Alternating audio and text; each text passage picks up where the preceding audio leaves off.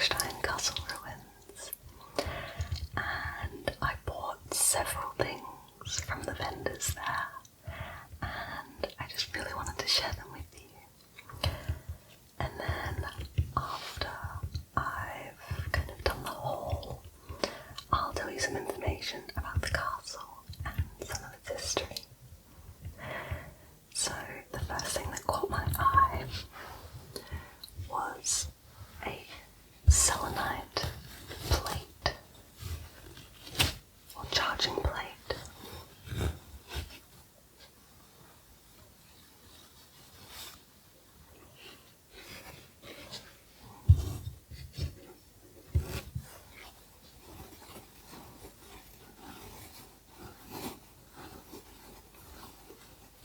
And it came in this nice velvet pouch.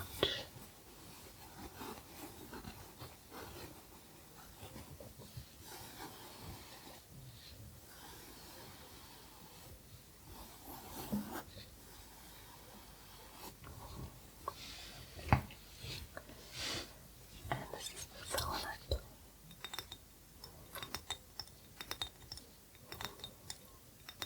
It's a small round disc with a tree carved into it. It reminds me of the tree of life. And on the left side of the tree, there's a crescent moon, and on the right side, a sun.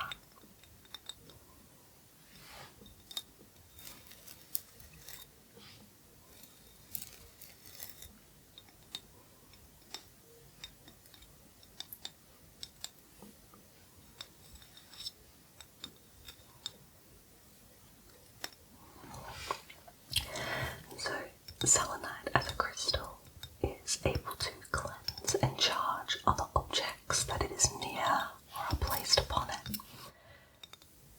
So I've wanted a selenite charging plate for a long time, probably about 2 years, and I just always thought they would be too expensive,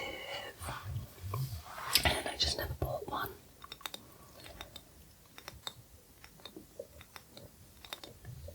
And so I always wait for the full moon to cleanse and charge things like oracle decks or other divination tools. And so having this selenite plate would mean I can charge this in the full moon. And then during and throughout the month, anytime I need something cleansed or charged, I can just place it on this crystal. And so that is really, really convenient for me.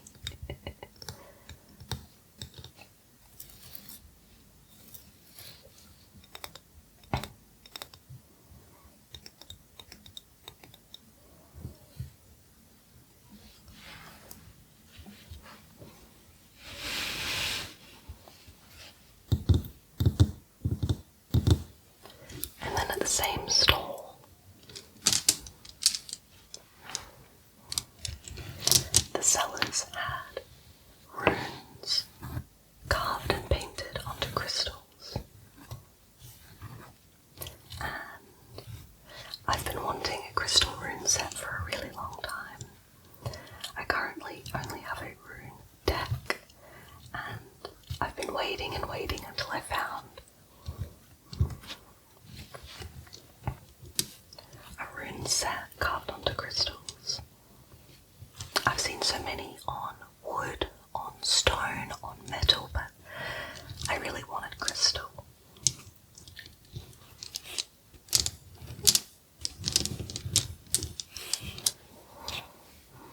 And they had arguably my favourite crystal in the set that I really have been wanting, which was rose quartz.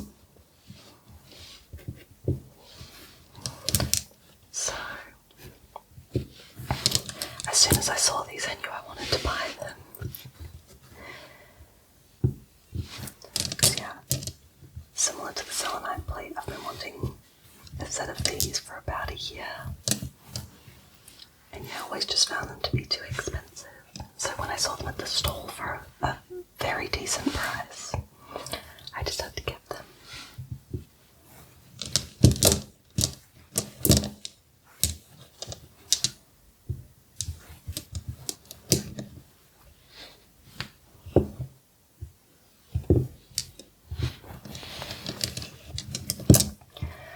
And they had quite a few other crystals as well, like with runes, rune crystal sets.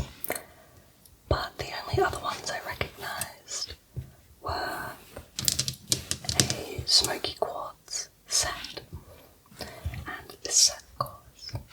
The others I didn't recognise, I didn't know what the crystals were called. But there was also a mixed set. So not every single rune was a different crystal, because in this set there are 25, as there is one blank rune.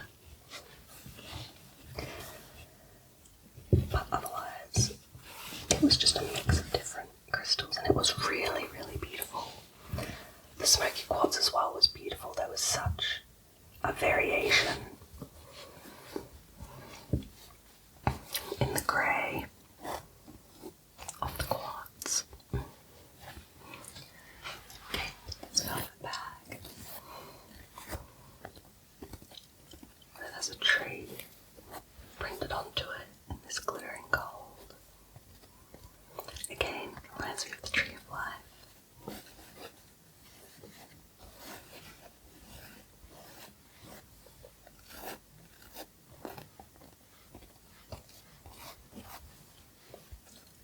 And the pull tabs on this are this gold silky ribbon.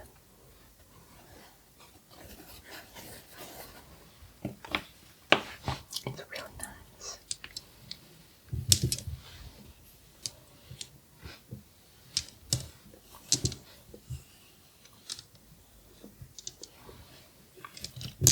So, these are the Elder Futhark, which is a set of 24 runes. I thought they might be the younger Futhark, but I believe that has less, something like 12 or 14 runes in it. And it did say Elder Futhark, although in German, so I had to make sure my translation was right. And I counted the stones and saw there was more than 20, so I knew it was the Elder Futhark.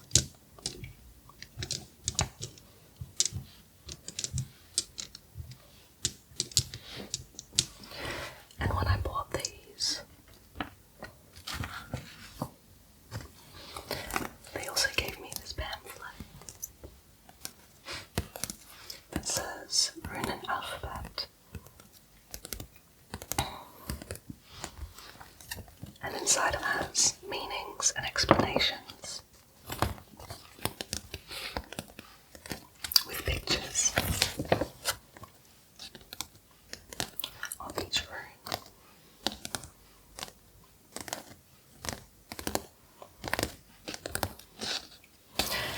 And so, unfortunately, all of this is written in German, and my German is not that good yet, so I won't be using this.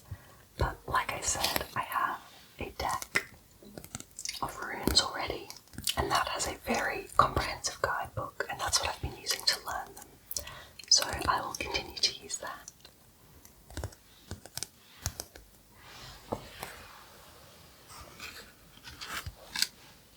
But it was really nice that that was included.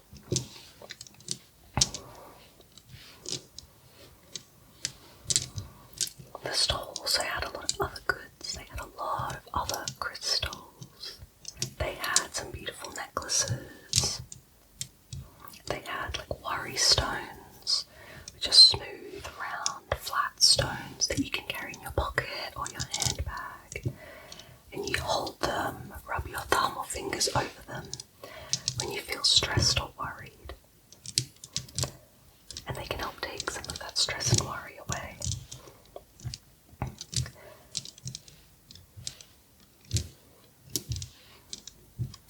So yeah, this was one of the first stalls we looked at in the market. It's right near the entrance. And I saw these and just knew I had to buy them.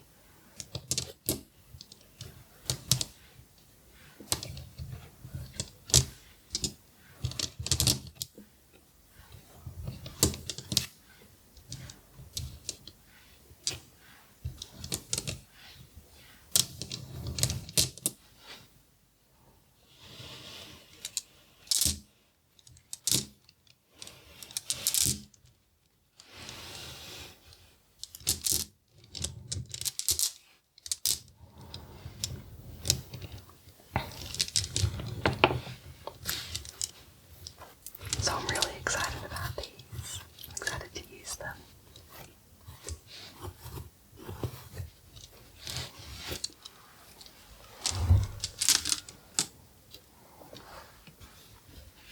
And the selenite platter as well.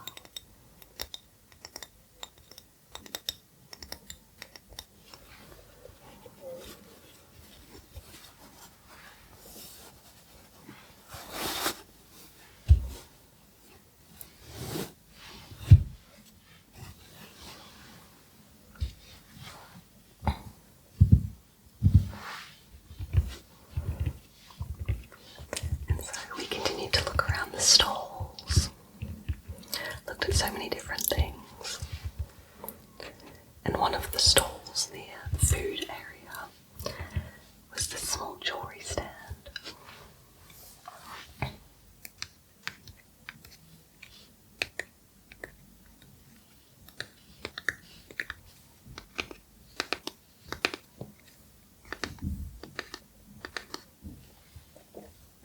And I saw this beautiful ring.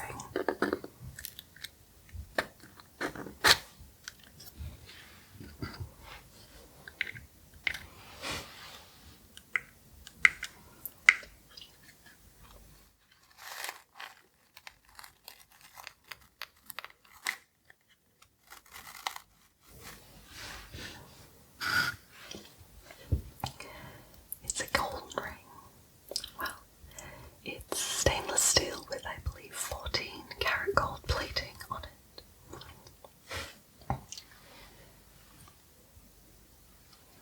And it is of what I know as the symbol of the triple goddess, which is a circle in the centre, and on the left side is a crescent moon with kind of the cut out facing away from the centre circle, and on the right is another crescent moon with its cut out also facing away from the centre circle. And within the centre circle is a pentagram or a 5-pointed star. So this can also be a symbol of the moon. It can also be seen as a pentagram flagged by, a pentacle with crescent moons on either side. But I know it as a symbol of the triple goddess with a pentagram.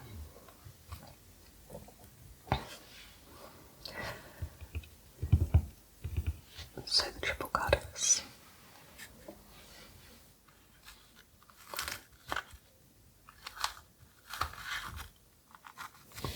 is a goddess that has 3 forms, or sometimes 3 faces.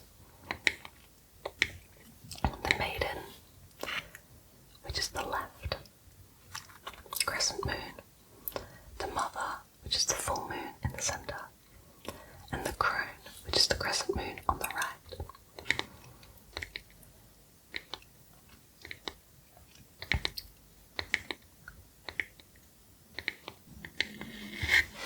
And so I was really drawn to this one.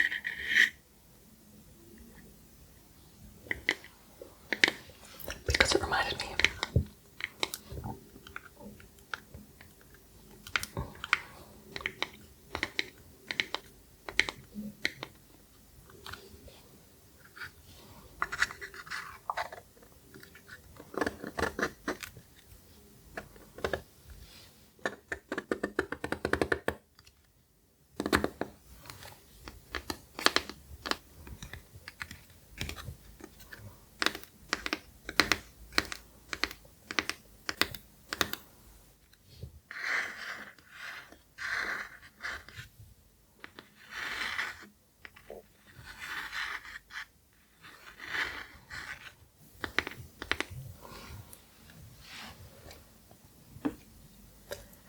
So, we kept looking around at the different stalls, and we came into this market hall full of vendors.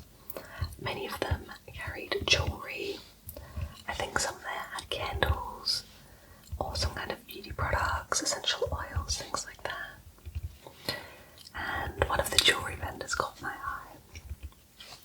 And I was looking at their wares, and they had this bowl with beaded rings. So it's, a small ring, but it's elasticated and it's made of beads. And I'd kind of always wanted one, but never pulled the trigger and bought one. I'd never even tried one on. And I saw one in the bowl that was made of pearls and rose quartz and jade, and it was so beautiful. I tried it on and it fit perfectly, but the beads were a bit too thick, so when I closed my hand or closed my fingers, it was uncomfortable, and I was quite disappointed because I thought it was so beautiful. And I held on to it for a moment, and the vendor said there were also some other rings and showed me those, but it was the fact that it was a beaded ring that was the problem. I already loved the item itself, but I knew I wouldn't wear it. So I put it down and kept looking at other things at her stall. And I saw this bracelet made of the same gems and pearls that the ring had been made out of.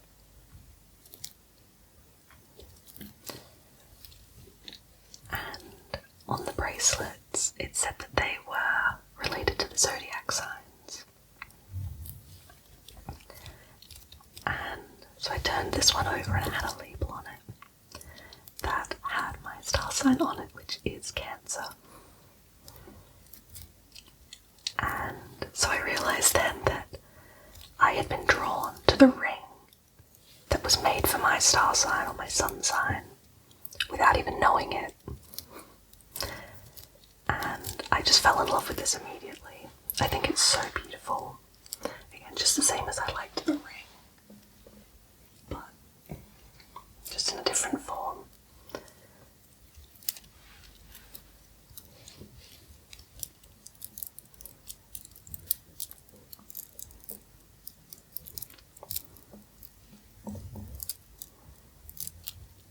So, yeah, I bought this. And I love it. Of course, I wish the ring had worked out as well. I would have bought both. They were so beautiful. Or if she had a necklace of this as well, I would have bought that too. But she didn't, just rings and bracelets and a couple raw crystals, things like that. But yeah, so I think that's just a fun little story.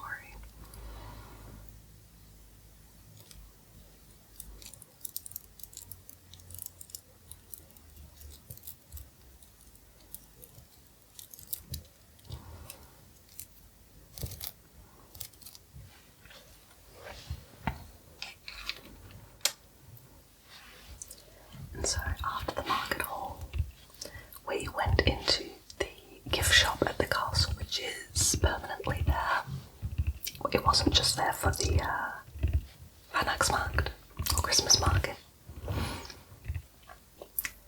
And whenever I go into a place like that, like a gift shop, or might visit a new place, like a new country or anything like that, I always keep an eye out for magnets because my grandparents love them. Anytime they go somewhere, like when they visit a new country or anything like that, they always buy a magnet. And the fridge used to be covered in magnets. You could see everywhere they'd been. And recently they redid their kitchen, and so instead of having all their magnets on the fridge, they actually built a magnetized wall. And now have all their magnets on the wall. And so whenever I go places, they love it when I buy them a magnet. So, while I was at the castle gift shop, I found this one, which has a beautiful aerial photograph of the castle ruins and the river and the valley that it's in. And it says Burgruine Aggstein on it, so, you can never forget. So, I bought this for them. I hope they like it.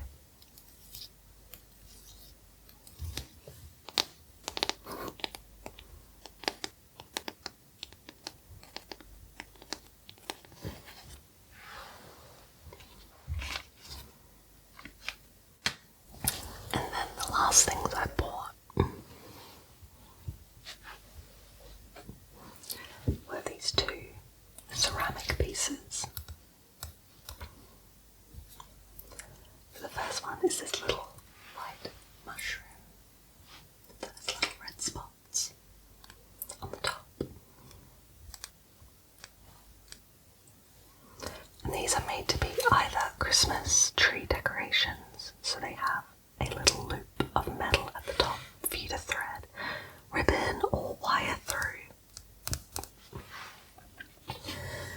And they're also designed to go into the garden. So they come with these wire hangers, like a little wire stake that goes into the ground, and it has a little swirl at the top.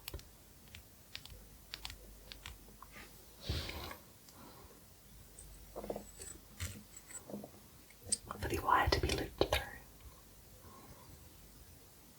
So they look really beautiful in a garden.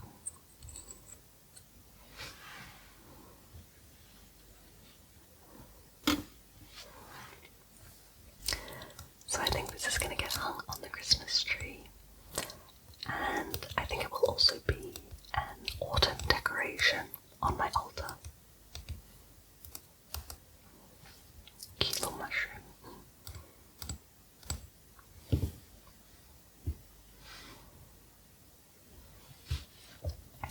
And then the other ceramic piece is this little flower fairy figure.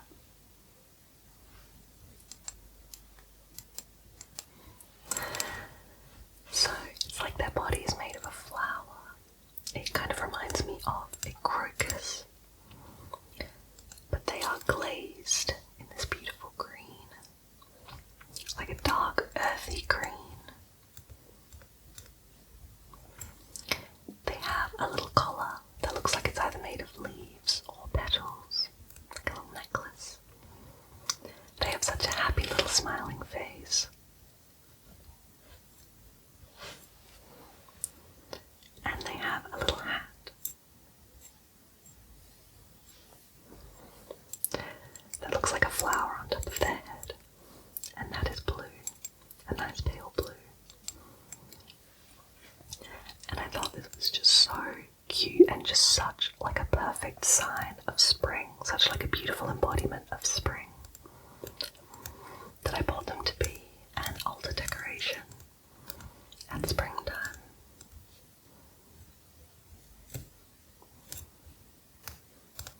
I just think that's so cute.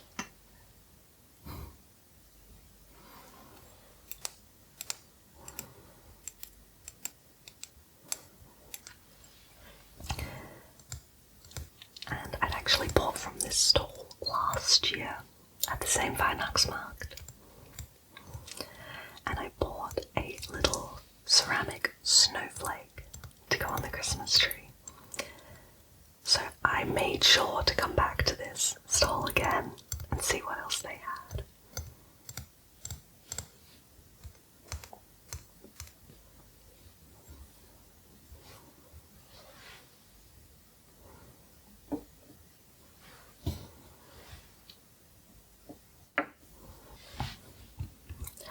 So I'm finished with my haul. I am so happy with everything I bought. I had such a fun time at the market, and we've kind of already made it our yearly tradition to go there since we went last year as well. But it's definitely something we're going to be continuing. So now that I'm finished with the haul, I'm going to tell you some information and history about the castle. So, Aggstein Burgruine, or the Aggstein Castle Ruins, are located above the right bank of the Danube in Wachau, Austria. A beautiful valley formed by the Danube River and a popular tourist destination in Niederösterreich, or the state of Lower Austria. Interestingly, the Danube is called the Donau in German.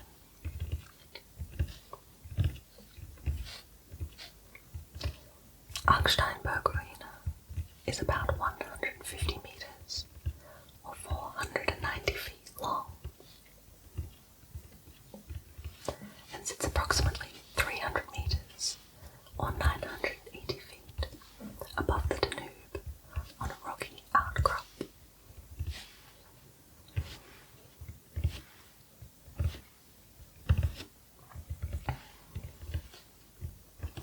The castle was built at the start of the 12th century, likely by Manigold II of Aggstein.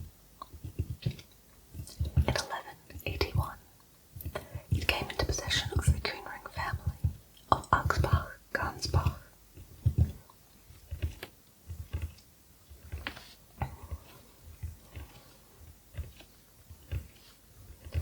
The castle was later besieged and conquered in 1231 during an uprising against the Austrian ruler Duke Frederick II.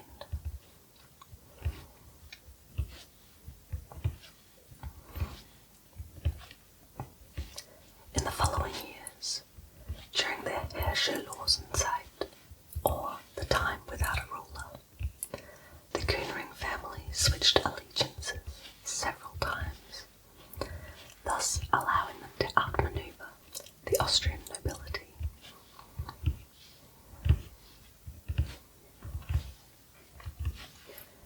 However, this resulted in the besieging and conquering of the castle in 1295 and 1296.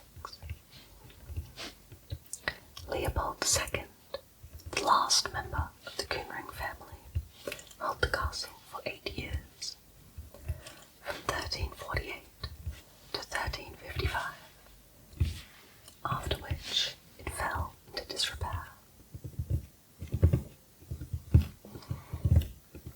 In 1429, the ruling duke of the time, Albert V, assigned the castle to his chamberlain, Jörg Scheck von Wart, and commissioned him to rebuild the ruined castle to enable the passage of ships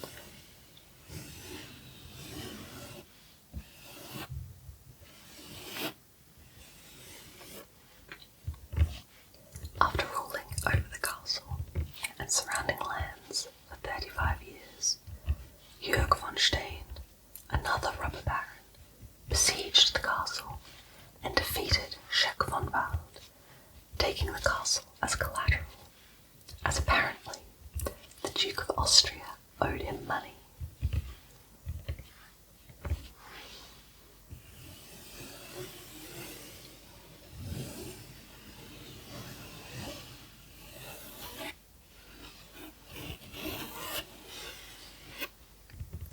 From then until the present day, the castle's history was quite peaceful, save for its partial destruction in 1529.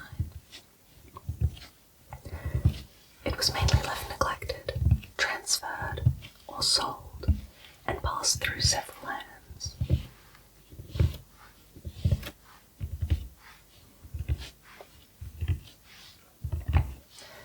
Interestingly though, throughout all the besieging and conquering of this small castle, it was never once taken directly by force. Only through other methods was it taken, such as starvation from siege. Thus, the castle was impregnable. Alrighty, thank you for listening.